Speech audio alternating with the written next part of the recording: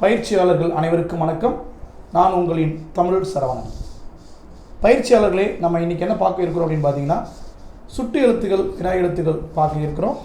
அதுக்கு முன்னாடி ஒரு சின்ன விஷயம் என்னென்னு பார்த்தீங்க அப்படின்னா, நம்ம ஏற்கனவே நம்முடைய பழைய வகுப்பில் சில சந்தேகங்களுடைய வாட்ஸ்அப்பில் கேட்டிருந்தீங்க. அதற்கான விளக்கம் என்னென்னு பார்த்தீங்கன்னா, இந்த திருவள்ளுவர் செல்வன் அது வினைத்தொகை, அந்த வினைத்தொகையில் வல்லினம் மிகாது அப்படி நடத்தியிருந்தேன். அது எப்படி சார் வினைத்தொகை ஆகும் அப்படின்னு சார் கேட்டிருக்கீங்க. அது ஆல்ரெடி கீழே கமெண்ட் பாக்ஸில் இருந்தது, நீங்கள் பார்த்துருப்பீங்கன்னு நினச்சி நான் சொல்லாமல் விட்டுட்டேன். பட் அதை கேட்டிருக்கீங்க. திருவள்ளுவர் செல்வன் இது எங்கே சார் இது வினைத்தொகைன்னு சொல்கிறீங்க, இது எங்கே சார் 3 காலம் காட்டுதுன்னு ஒருத்தர் கேட்டிருக்காரு. ஸோ அதுக்கான பதில் என்னென்னு கேட்டுக்குங்க. இந்த வார்த்தையில் இந்த திரு இருக்கு பார்த்தீங்களா, இது மரியாதை நிமித்தமாக சொல்லக்கூடியது. இதை விட்டுருங்க. இதை பார்த்தீங்கன்னா புரிஞ்சிடும்.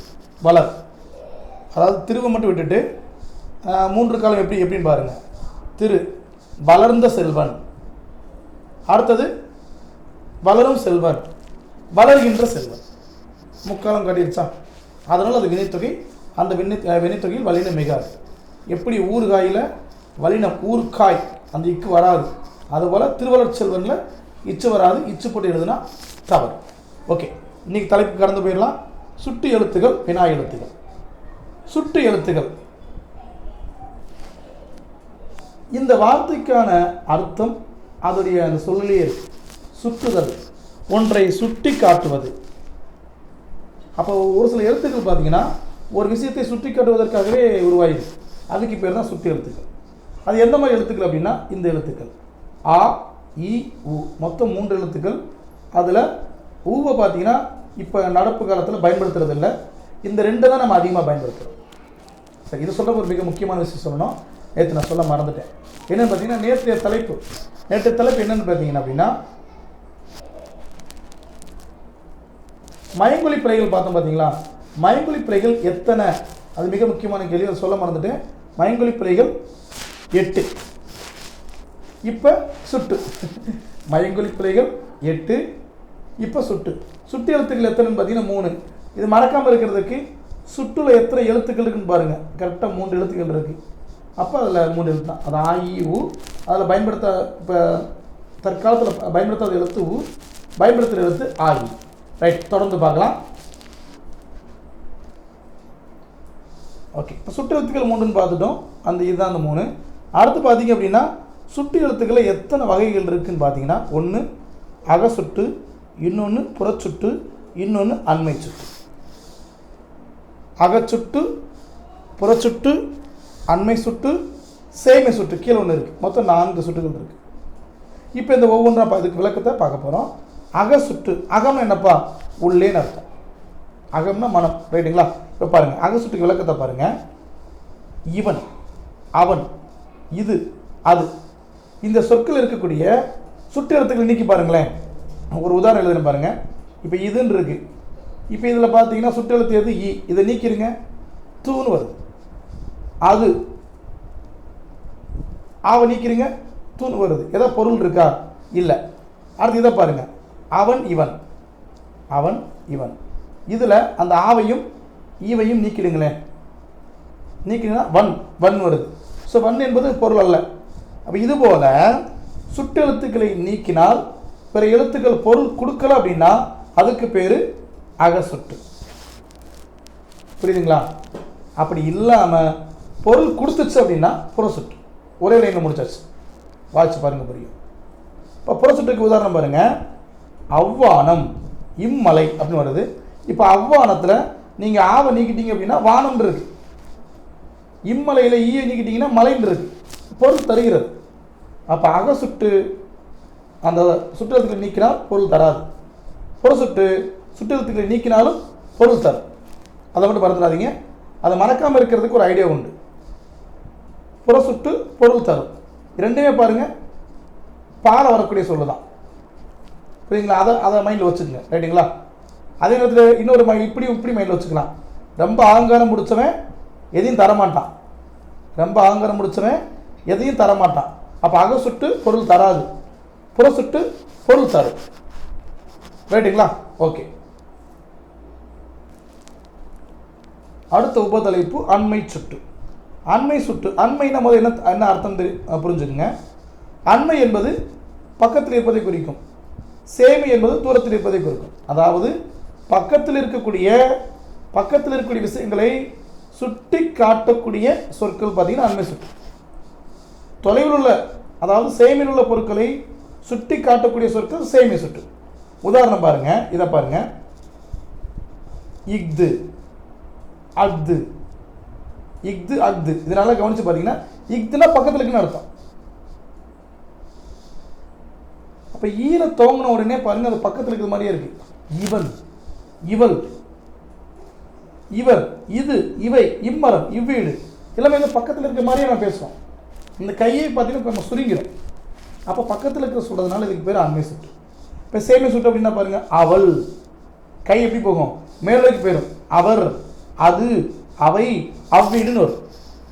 அப்போ நம்ம கைகளே பார்த்தீங்கன்னா தூரத்தில் இருக்கிற மாதிரியே நம்மளை என்ன பண்ணோம்னா தானாகவே நம்மளை அறியாமலே கை மேலே தூக்கி போயிடும். அப்போ தூரத்தில் பொருளை சொல்வதால் இதுக்கு பேர் சேமி சுட்டு. சேமி சுட்டுக்குரிய எழுத்து அ, அண்மை சுட்டுக்குரிய எழுத்து இ. புரியுதுங்களா? ஓகே.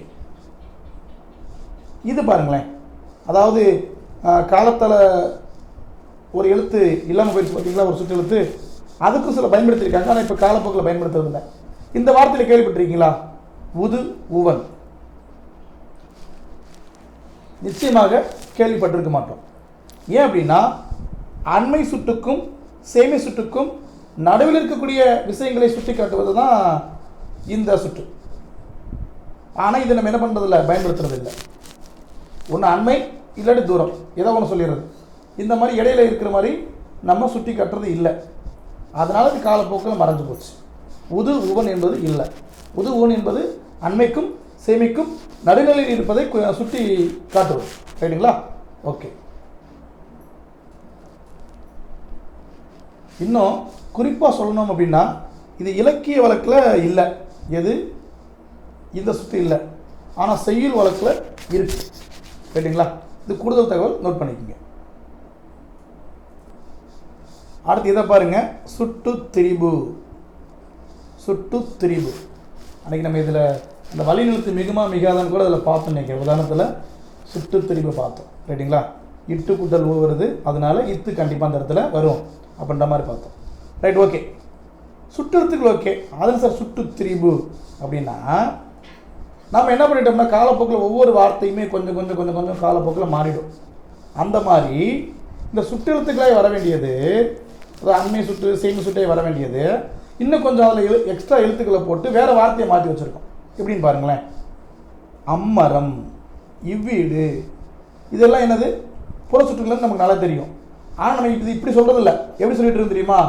அந்த மரம், இந்த வீடுன்னு சொல்லிட்டு இருக்கோம். ஆனால் அது உண்மையான பொருள் என்னன்னு பார்த்தீங்கன்னா அம்மரம் இவ்வீடு தான். ஆனால் நம்ம என்ன பண்ணுறோம், அது இன்னும் கொஞ்சம் திருச்சினா மாற்றம் பெற்று என்ன சொல்லிட்டு இருக்கோம், அந்த மரம் இந்த வீடு அப்படின்றோம். அந்தன்ற வார்த்தையை போட்டு சொல்கிறோம். அந்த மாதிரி வர்றது எல்லாமே சுட்டு திரிபுன்னு அழைக்கப்படும். இங்கே பாருங்கள், ஆ இ ஆகிய சுட்டு எழுத்துகள் அந்த இந்த என திரிந்து சுட்டு பொருளை தருவது சுட்டு திரிபு. அப்போ அந்த இந்தன்ற வார்த்தை வந்துச்சுன்னா அது ஆ இ சுட்டு எழுத்துக்கள் வர வேண்டிய இடம் அது திரிஞ்சு அந்த இந்தன்னு வந்துருக்கும். நம்ம புரிஞ்சுக்கணும். ரைட்டுங்களா? புரிஞ்சிடும் உங்களுக்கு. அடுத்து அதில் ஒரு பயிற்சி கொடுத்துருக்காங்க பாருங்கள், கற்பவை கற்றபின் அப்படின்னு. அதாவது ஒரு பத்தி கொடுத்து அந்த பத்தியில் என்னென்ன சுற்றுச்சொற்கள் இருக்குன்னு கேட்டிருக்காங்க. வாசிங்க. கரிகாலனும் அவனுடைய தங்கை மலர்கொடியும் பூங்காவிற்கு சென்றனர். அங்கு இருந்த செடிகளில் பூக்கள் மலர்ந்து இருந்தன. இங்கு உள்ள மலர்களில் இம்மலர், இம்மலர்னா என்னப்பா? அண்மை சுட்டா சேமி சுட்டா? அண்மை சுட்டு. இம்மலர் அழகாக உள்ளது. அம்மலர் சேமி சுட்டு. பெரியதாக உள்ளது என்றால் மலர்கொடி. இந்த மலரை பார்த்து ஸோ இந்தன்ற வார்த்தை வந்துருச்சு. அப்போ என்னது? சுட்டு திரிபு. அதே போல் இங்கே பாருங்கள், அந்த மலரை விட, அப்போ சுட்டு திரிபு. ஸோ இந்த அந்த வந்துச்சுன்னா சுட்டு திரிபு. அப்படி இல்லாமல் ஆ மற்றும் ஈ வந்துச்சு அப்படின்னா சுட்டு எழுத்துக்கள். அதில் அண்மை சுட்டு சேமை சுட்டு ரெண்டு நல்லா பார்த்து வச்சு. ரைட்டுங்களா? இந்த மாதிரி கூட கேள்வி கேட்கலாம். ஒரு 2 வரி, இப்போ 4 வரி கொடுத்துருக்காங்க. போட்டித்திறன் 4 வரியில் கொடுக்க மாட்டாங்க. 2 வரிகளை கொடுத்துட்டு இதில் எது சுட்டு திரிபு, இதில் எது அண்மை சுட்டு, இதில் எது சேமை சுட்டு, அந்த மாதிரி கேட்பதற்கு வாய்ப்புகள் உண்டு. ரைட்டுங்களா? ஓகே. அதே மாதிரி இதில் எது அகச்சுட்டு, இல்லை எது புறச்சுட்டு அப்படின்னு கேட்கலாம்லவா? ரைட். அடுத்த தலைப்பு வினா எழுத்துக்கள். ரொம்ப சின்ன தலைப்பு தான், உடனே முடிச்சிடலாம். கவனிங்க, வினா எழுத்துக்கள் மொத்தம் 5 தாங்க. அதாவது ஒரு வினாவை எழுப்பக்கூடிய எழுத்துக்கள் அந்த 5 எழுத்து இதுதான். எதுன்னு பார்த்துங்க, ஏ, யா, ஆ, ஓ, ஏ. இதனால் கவனித்து பாருங்கள், இதில் எத்தனை நெடில் எத்தனை குறில் பாருங்கள். இப்படி கூட கேட்கலாம், வினா எழுத்துக்களில் குறில் எழுத்து எதுன்னு கேட்கலாம். ஒன்றே ஒன்று தான் இருக்குது, ஏ மட்டும் தான் இருக்குது. மற்ற 4மே பார்த்தீங்க அப்படின்னா நெடில் எழுத்து. புரியுதுங்களா? ஓகே. இப்போ பாருங்கள், வினா என்பது ஒரு மொழிக்கு முதலில் ஒரு வினா வரும், இடையிலும் வினா வரலாம், முதலிலும் இறுதியிலும் வினா வரலாம். மொழிக்கு முதலில் வரக்கூடிய எழுத்துக்கள் என்னென்னு பார்த்தீங்கன்னா 2 எழுத்துக்கள், ய, யா.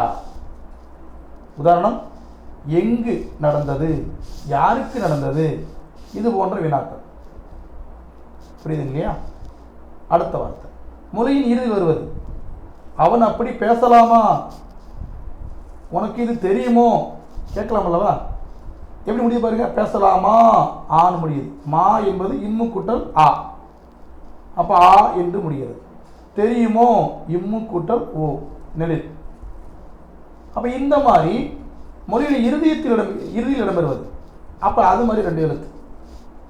அடுத்ததாக பார்த்தீங்க அப்படின்னா இது முதலிலும் வரும், இறுதியில் வரும். மொழிக்கு முதலில் எப்படி சார் வரும்? ஏன் தாமதமாக வந்தீர்கள், ஆரம்பத்தில் வந்துருச்சு. அதை செய்தவன் நீதானே, இறுதியில் வந்துருச்சு. அப்போ முதலிலும் வரும், இறுதியில் வரும். அப்போ இந்த எழுத்து மறக்காது, ஏன்னா 2லேயும் வரதும். இதை மட்டும் மறந்துடாதீங்க. முதலில் வருவது ஏ, யா, இறுதியில் வருவது ஆ, ஓ. அதாவது சுழிச்சூரை 2மே நல்லா பாருங்க, சுழிச்சூரை 2மே கடைசியில் வருது.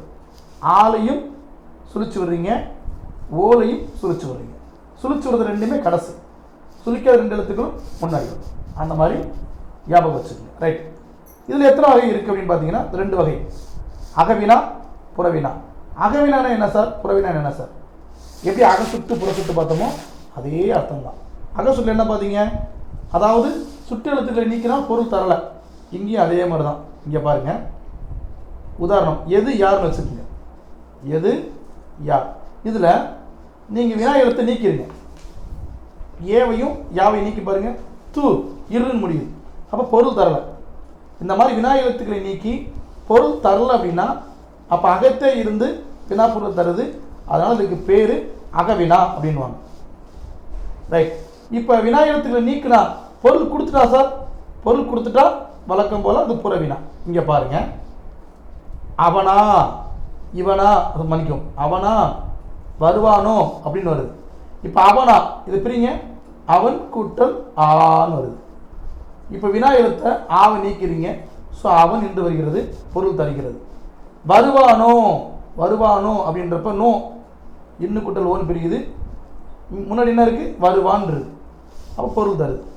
இந்த மாதிரி வினா எழுத்துக்களை நீக்கினால் பொருள் தருமாயின் அது புறத்தே இருந்து வினா பொருளை தருகிறது. எனவே அது புறவினா. புரியுதுங்களா? ஓகே. இதுக்கு பின்னாடி இருக்கக்கூடிய பயிற்சிகளை பாருங்க, எளிமையான பயிற்சிகள் தான். என்னன்னு பாருங்க, என் வீடு அங்கே உள்ளது. பார்த்தோன்னு இது வாசிக்கிறதுக்கு புரியுது. தம்பி இங்கே வா, நீர் எங்கே தேங்கி இருக்கிறது, யார் அவர் தெரியுமா, யார் தெரியுமா வராது. உன் வீடு எங்கே அமைந்துள்ளது. இந்த மாதிரி வினாக்கள்லாம் கேட்பது ரொம்ப ரொம்ப குறைவான வாய்ப்புகள் தான். இருந்தாலும் நம்ம எது என்ன பண்ண வேணாம், தவிர்க்க வேண்டாம். அடுத்த தலைப்பு நம்ம என்ன பார்க்க இருக்கிறோம்னா, இந்த புத்தகம் கிடையாது, 6ஆம் வகுப்பு புத்தகம் கிடையாது, 8ஆம் வகுப்பு புத்தகத்தில் என்ன பார்க்க போகிறோம்னா ஒருமைப்பன்மை பார்க்க போகிறோம். தலைப்பு என்னங்க, ஒருமைப்பன்மை. இந்த ஒருமைப்பன்மை நம்முடைய பள்ளி புத்தகத்தில் எங்கே இடம்பெறுது, முதல்ல நோட் பண்ணிக்கிங்க. ஒருமைப்பன்மை எங்கே இடம்பெறுது அப்படின்னா 8ஆம் வகுப்பு புத்தகத்தில் நம்ம ஏற்கனவே வல்லின மிகுமிடம் மிக இடம் பார்த்தோம் பார்த்தீங்களா, அதே இயல் நம்பர் பார்த்தீங்க அப்படின்னா 7. இப்போ நீங்கள் பார்த்துட்டு இருக்கிறது இயல் 7ல் பின்னாடி இருக்கக்கூடிய பகுதி. இதே மாதிரி இன்னொரு இடத்துல இருக்குது. இதே 8ஆம் வகுப்பு புத்தகத்தில் இயல் எண் பார்த்தீங்க அப்படின்னா 9ல் இருக்குது. நான் உங்களுக்கு டிஸ்பிளே பண்ணுறேன். அடுத்தது முடிச்சுட்டு அதை காமிக்கிறேன். இந்த 2 பகுதி இடம்பெற்று இருக்குது. இதுக்கப்புறம் எங்கே இடம்பெற்றிருக்கு அப்படின்னா 9ஆம் வகுப்பில் இயல் நம்பர் 9th இயல் நம்பர் இயல் 5 ஒரு பாக்ஸில் கொடுத்துருப்பாங்க. ரைட்டுங்களா? அதாவது இந்த பகுதியில் எங்கெங்கே இடம்பெற்றிருக்குன்னு சொல்லிட்டேன். இப்போ அந்த பகுதியில் நடத்த போகிறேன். நடத்தலாங்களா? வாங்க நடத்தலாம். முதல் எடுத்தோடனே ஒருமைன்னா என்னங்க? ஒருமைனா ஒன்றை மட்டும் குறிப்பது. நல்லா மைண்டில் வச்சுக்கோங்க. ஒருமை என்பது என்ன அப்படின்னு பார்த்தீங்கன்னா ஒன்றை மட்டும் குறிப்பது. பன்மை என்பது அந்த ஒன்றிற்கு மேற்பட்ட விஷயங்களை குறிப்பது. அதை மட்டும் வச்சுக்கோங்க. இப்போ இந்த ஒருமை பன்மையை எப்படி பிரிக்கலாம் அப்படின்னா 3 விதத்தில் பிரிக்கலாம். தன்மை, முன்னிலை, படர்க்கை. அதாவது ஒருமை பன்மையே தன்மை பெயர்களாக எப்படி, அதாவது தன்மை ஒருமை தன்மை பன்மையாக பிரிக்கலாம், முன்னிலை ஒருமை முன்னிலை பன்மையாக பிரிக்கலாம். படற்கையில் பார்த்தீங்க அப்படின்னா படற்கை ஆண்பால், படற்கை பெண்பால், படற்கை பலர்பால், படற்கை ஒன்றன்பால், படற்கல் பலவின்பால் அப்படின்னு பிரிக்கலாம். அப்படி பிரிக்கலாம். ரைட்டுங்களா? நம்ம அதெல்லாம் ஒவ்வொன்றா பார்க்குறப்ப புரிஞ்சிடும். இப்போதைக்கு இதை மட்டும் மைண்டில் வச்சுக்கோங்க. பொதுவாக தன்மை, முன்னிலை, படற்கை இதை பயன்படுத்தி தான் நம்ம என்ன பண்ணுறோம், ஒருமை பன்மையை பிரிக்கிறோம். எதையுமே சொல்கிறத விட அதை நம்முடைய ஒவ்வொரு பயிற்சிகளை மேற்கொண்டால் தான் நமக்கு அதுக்கான விளக்கம் புரியும். எடுத்துன கவனிங்க. முதல்ல பாருங்கள், நான் அல்லேன். இது ஒருமை. நான் என்பது என்னை மட்டும்தான் குறிக்கிறது. அதனால் அந்த இடத்துல பார்த்தீங்க அப்படின்னா இன்னில் முடியணும். அது நான் அல்லேன்னு முடியணும். பன்மையாக இருந்தால் நான் அல்லோம்னு முடியணும். ஏன்னா அது ஒன்றிற்கு மேற்பட்ட நபர்கள். நாம் அது 2 பேராக இருக்கலாம், 3 பேராக இருக்கலாம், எத்தனை பேராக இருக்கலாம்.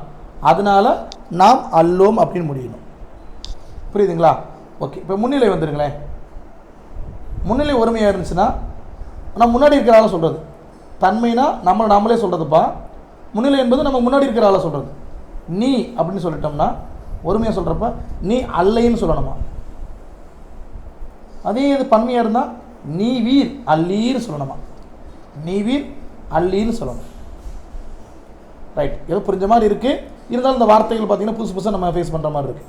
பரவாயில்ல, கொஞ்சம் ப்ராக்டிஸ் பண்ண வந்துடும். அடுத்து பாருங்கள், இது படற்கை ஆண்பாலாக இருந்தால் படற்கைன்னா என்னது, பொதுவாய் குறிப்பிடுவது. படற்கை என்பது பொதுவாய் குறிப்பிடுவது. இப்போ பார்த்தீங்கன்னா ஆண்கள்னால் மொத்தமாக இருக்கும். ஆண்பால். அவன் அல்லன். இங்கே இன்னும் வருது, நான் அல்லேன்னு வருது. ஆனால் நான் என்பது அது தன்மை ஒருமை. அது இங்கே பார்த்தீங்கன்னா அவன் வந்துடுச்சு. அதனால் அது பார்த்தீங்க அப்படின்னா படற்கை ஆண்பால். பெண்பால் பார்க்குறப்ப அவள் அல்லல்னு வரணும். பலர்பால் அப்படின்னா அவர் அல்லர். ஏன்னா பலர், அதனால் அல்லர். ஒன்றன் பாலாக இருந்தால் அஃது அன்றுன்னு வரும். பலவின் பாலாக இருந்தால் அவை அல்லன்னு வரும். இதெல்லாம் எங்கே சார் வரும்? வார்த்தைகளில் வரும், கண்டுபிடிக்கணும். திரும்ப ஒரு மாதிரி பாருங்கள், ஜூம் பண்ணி காமிக்கிறேன். தன்மை ஒருமை நான் அல்லேன், தன்மை பன்மை நாம் அல்லோம், முன்னிலை ஒருமை நீ அல்லை, பன்மை நீவிர் அல்லீர், படற்கை அவன் அல்லன், அவள் அல்லல், அவர் அல்லர், அஃது அன்று, அவை அல்ல.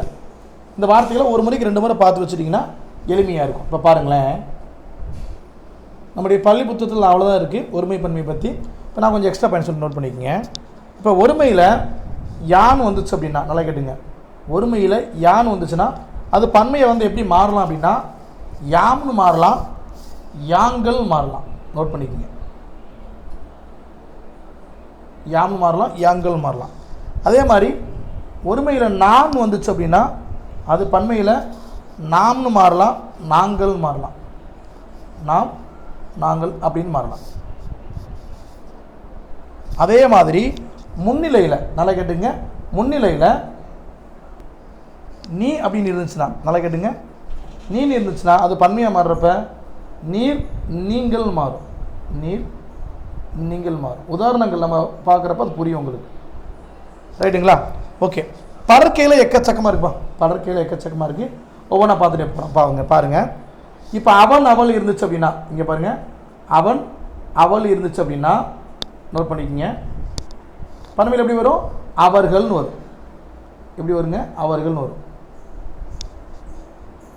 மற்ற நோட் பண்ணிட்டு வாங்க. அதுன்னு இருந்து என்ன எப்படி வரும்? பலர். அதாவது நம்முடைய படற்கையில் அதுன்னு இருந்தால் பன்மையில் அவைன்னு வரும். படற்கையில் அவைன்னு வரும். ரைட்டுங்களா? வேறு ஓகே, ஓரளவு அவ்வளோதான். ரைட்டுங்களா? இதில் பார்த்தீங்கன்னா எப்படி சார் வினா வரும் அப்படின்னா, அவங்க பிழையாக கொடுப்பாங்க. அதாவது ஒருமையை பன்மையாக மாற்றியும் பறக்கையை மாற்றி கொடுத்துருப்பாங்க. நம்ம அதை சரி பண்ணி எழுதுகிற மாதிரி இருக்கும். ஒரு உதாரணமாக சில விஷயங்கள் சொல்கிறேன் பாருங்கள், எழுதிக்கிங்க, நோட் பண்ணிக்கிங்க. இப்படிலாம் கேட்கலாம். இப்போ பார்த்தீங்கன்னா அவைகள்னு தப்பாக கொடுத்துருப்பாங்க. அதாவது அவை வரக்கூடாது, அப்போ அதை மாற்றணும். எப்படி சார் மாற்றுறதுன்னா, அவைகள் வராது, அவைகள்ன்ற வார்த்தை தவறு, அவைன்னு தான் வரணும். அதுகள்ன்ற வார்த்தை வராது, அதுகள், அதுன்னு தான் வரணும். இதெல்லாம் சில விஷயங்கள் மைண்டில் வச்சுக்கோங்க. ஓகே. அதே மாதிரி எனது மகன் வரக்கூடாது, என் மகன் தான் வரணும். எப்படி வரணும்? என் மகன் வரணும். ஒரு ஊர்னா தப்பு, ஓர் ஊர்னு வரணும். ஒரு ஊர் வரக்கூடாது, ஓர் ஊர் வரணும். நாட்கள் இட்டு போட்டால் தப்பு. எப்படி வரணும் சார் அப்படின்னா, மன்னிக்கவும், நாள்கள் தான் வரணும். சில அறிஞர் வந்திருக்கும், தப்பு, அறிஞர் சிலர் வரணும். நோட் பண்ணிக்கோங்க. மற்ற எல்லாமே நம்ம புக்லேயே இருக்குது. இன்னும் சில விஷயங்கள்லாம் இருக்குது, என்ன நோட் பண்ணிக்கோங்க. பொதுவழி அல்லன்னு வரும். பொதுவழி அல்ல அப்படின்ற வார்த்தைக்கு ரைட்டான தப்பு. இதெல்லாம் ஆல்ரெடி நம்ம எக்ஸாமில் கேட்டிருக்காங்க. பொதுவழி அன்றுன்னு எழுதணும். எப்படி எழுதணும்? பொதுவழி அன்றுன்னு எழுதணும். அல்லன்னு எழுதின தப்பு. சில அறிஞர் வந்துடுது, அது அறிஞர் சிலர் எழுதிக்கணும். அவர்கள் அல்ல அப்படின்னு வந்தால் தப்பு. அவர்கள் அல்லன்னா தப்பு, அவர்கள் அல்லர்னு வரணும்.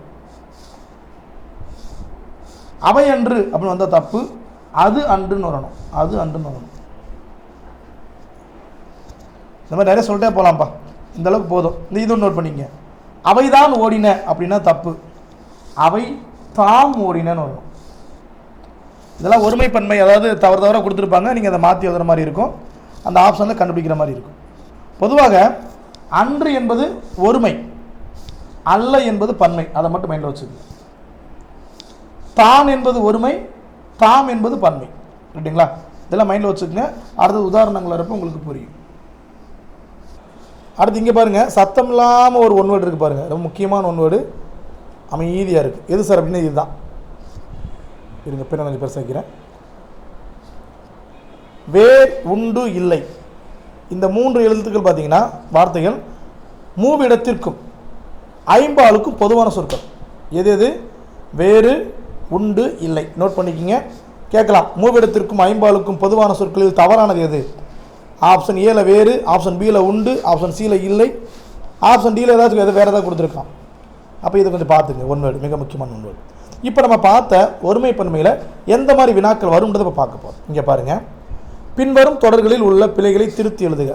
திருத்தி எழுதுறது அவனுக்கு நமக்கு என்ன சொல்லுவாங்கன்னா, பின்வரும் தொடர்களில் உள்ள பிழைகளற்ற வாக்கியத்தை தேர்ந்தெடுக்கன்னு கேட்பாங்க.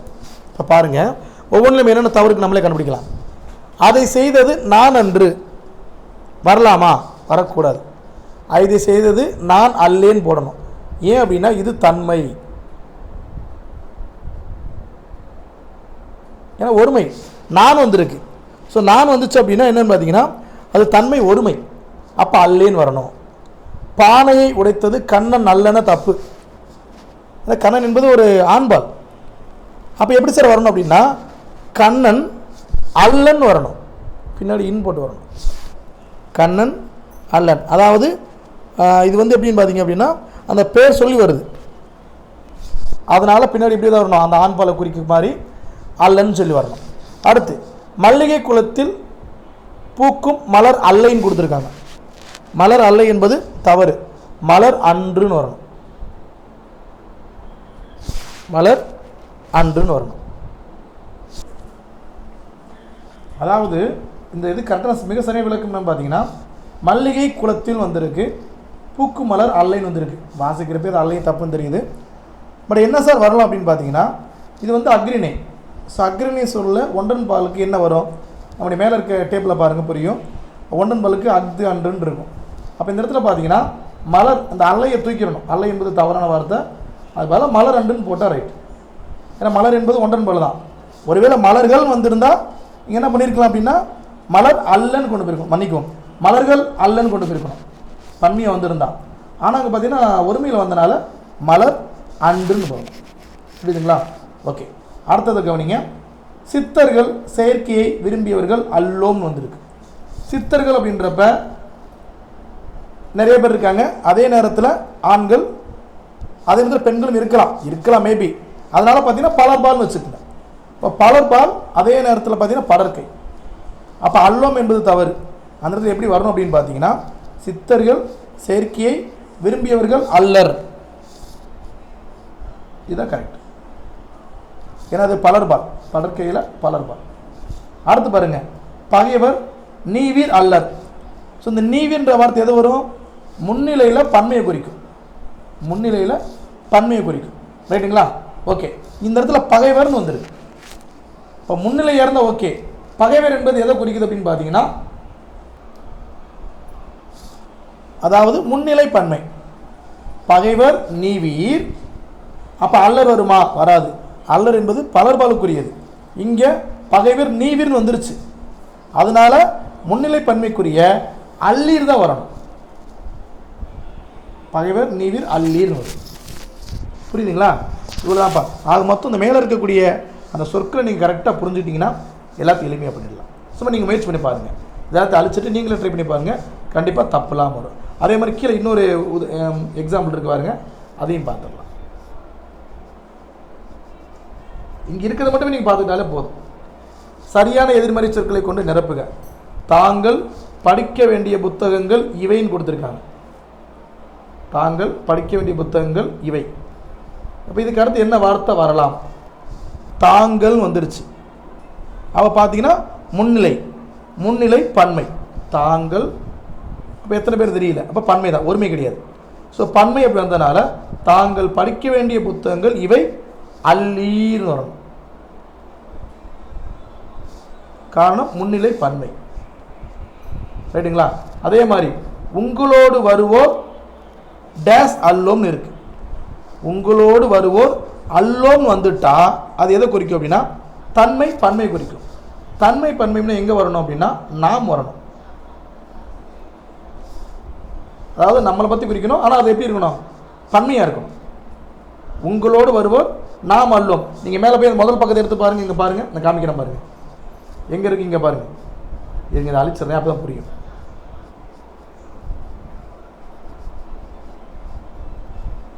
கொஞ்சம் சுருக்கிக்கலாம். இங்கே பாருங்கள், ரெண்டுமே இப்போ காமிச்சு நடத்தி நல்லா இருந்திருக்கும். இங்கே பாருங்கள், தன்மை இது பன்மை. அதனால தான் பார்த்தீங்கன்னா நாம் அல்லோம். இந்த பார்த்த உதாரணத்தில் பின்னாடி அல்லோம் வருது, முன்னாடி நாம் தான் வரும்.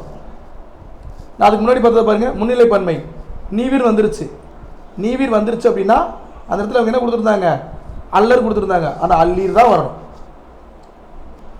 ஒவ்வொரு உதாரணத்தையும் இந்த எதிர்மறை சொற்களை மைண்டில் வச்சுக்கிட்டு பாருங்க, ரொம்ப அழகாக புரியும். அடுத்தது கவனிங்க. மூணாவது, மணிமேகலை செல்வ வாழ்வை விரும்பியவள். அப்போ டேஸ் நல்லா கேட்டுங்க. மணிமேகலை செல்வ வாழ்வை விரும்பியவள். அப்போ திரும்ப அங்கே வந்துடலாம். இப்போ இதில் நம்ம என்ன சேர்க்கலாம் அப்படின்னு பார்த்தீங்க அப்படின்னா, மணிமேகலை வந்துருச்சு. அப்போ ஆண்பாலை பெண்பாலன்னு பார்க்குறப்ப பெண்பால். பெண்பால் அப்படின்றப்ப அந்த இடத்துல அல்லன்னு முடியணும். அங்கே என்ன கொடுத்துருந்தாங்க நீங்களே பாருங்கள். மணிமேகலை செல்வ வாழ்வை விரும்பியவள் அப்படின்னு வந்துருச்சு. அதுக்கப்புறம் என்ன வரணும்? அவள் வந்ததுனால அதுக்கு அடுத்த வார்த்தை அல்லல் தான் வரணும். புரியுதுங்களா? ஓகே. அடுத்த வந்து கவனிங்க. ஈ மொய்த்த பாண்டங்கள், பண்டங்கள் உடலுக்கு நன்மை செய்வன அப்படின்னு வந்திருக்கு. அப்போ இது பார்த்தீங்க அப்படின்னா தன்மை மாதிரியும் தெரியல, முன்னிலை மாதிரியும் தெரியல, படற்கை அது மட்டும் தெரியுது. படற்கை அதே நேரத்தில் ஆண்பாலா பெண்பாலான்னு பார்த்தா கிடையாது, பலர்பாலும் கிடையாது, ஒன்றன்பாலும் கிடையாது. ஈ மொய்த்த பண்டங்கள் வந்துருச்சு. அப்போ பலவின்பால் தான், அக்ரேனியில் பலவின்பால் தான் இருக்குது. அப்போ கடைசி எப்படி முடியணும்னு பாருங்கள், அதை பார்த்துருவோம். படற்கையில் பலவின்பாலுக்கு எப்படி முடியுது? அவை அல்லன்னு முடியுது. அதை மனதில் வச்சுட்டு பாருங்கள். இந்த நிலத்துக்கு மன்னிக்கும் ஈ மொய்த்த பண்டங்கள் உடலுக்கு நன்மை செய்வன அல்ல அப்படின்னு முடியணும். எப்படி முடியணும்? அல்லன்னு முடிஞ்சால் முடிச்சு. அதுதான் படற்கை பலவின்பாலில் குறிக்கக்கூடிய வார்த்தை. அடுத்து பாருங்கள்.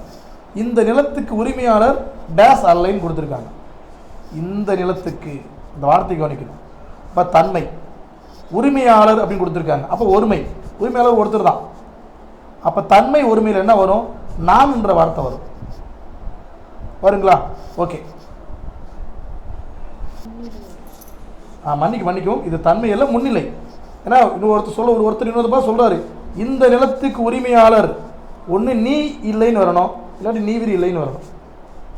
இந்த வார்த்தை பார்த்தீங்கன்னா நீ அல்லை அல்லது நீவீர் அல்லைன்னு வரணும். அப்போ பார்க்குறப்ப இந்த இடத்துல நீ போகிறதா நீவீர் போகிறதா அப்படின்னு பார்க்குறப்ப இது பார்த்தீங்கன்னா ஒருமை, உரிமையாளர் என்பது ஒருமையாக இருக்குது. ஆனால் நீ போவது சரி. இதே வார்த்தை இந்த நிலத்திற்கு உரிமையாளர்கள் வார்த்தை வந்துருச்சுன்னா நீவீர் அல்லீர்னு வந்திருக்கும். இங்கே பாருங்களேன், எங்கே இருக்கு? இங்கே பாருங்க, இதை பாருங்க.